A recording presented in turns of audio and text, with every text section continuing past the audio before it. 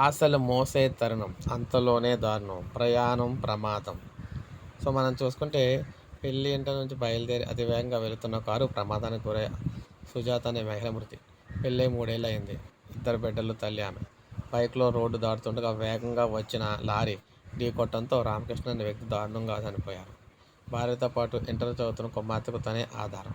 Road దాటుతున్న యువతిని container ఢీకొట్టడంతో అక్కడికక్కడే ప్రాణాలు కోల్పోయింది. ఇంజనీరింగ్ చదువుతున్న ఆమె నిండు భవిష్యత్తే కాదు, ఎన్నో ఆశలతో చదివిస్తున్న తల్లిదండ్రుల ఆశలు కూడా సిద్ధమయ్యాయి. రహదారి రక్తం ఓడుతూ ఉంది. పోయేది ఓ ప్రాణం మాత్రమే కాదు, రోడ్డున పడేది ఓ నిండు కుటుంబం. చెదిరిపోయేది ఆ కుటుంబ సభ్యుల ఆనందం, ఆత్మీయతలే కాదు, ఆశలు, ఆశయాలు కూడా.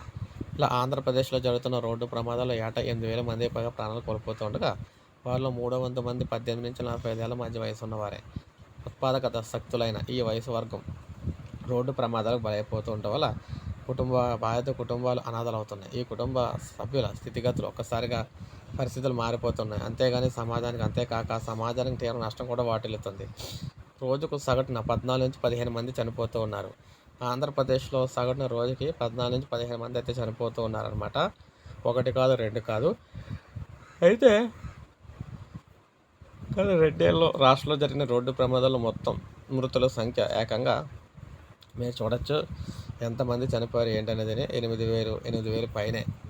అతి వేగం, డ్రైవింగ్లో నిర్లక్ష్యం, హెల్మెట్, సీట్ బెల్ట్ ధరించకపోవడం, తీవ్ర అలసట, ఒత్తిడితో వాహనాలు నడపడం, మద్యం, మాదక ద్రవ్యాల మత్తులో వాహనాలు నడపడం, సెల్ ఫోన్ చూస్తూ లేదా మాట్లాడుతూ డ్రైవింగ్ చేయడం, ట్రాఫిక్ నిబంధనలు పాటించకపోవడం, లైసెన్స్ లేని వాళ్ళు వాహనాలు నడపడం, ఇలా అనేక కారణాలతో అయితే అందరూ చనిపోతున్నారన్నమాట. ఇప్పటికన్నా సరే ప్రజలందరూ కూడా అప్రమత్తంగా ఉండి వాహనదారులు ఉండాలని, లేకపోతే పోలీసులు కూడా దీనికి సంబంధించి హెల్మెట్ అయితే కట్టడం అయితే చేయడం అయితే జరిగింది. సో ఈ విధంగా మరణాలు సంభవిస్తున్నాయి. ఈ విధంగా అప్డేట్ లైక్ చేయండి, సబ్స్క్రైబ్ చేసుకోండి.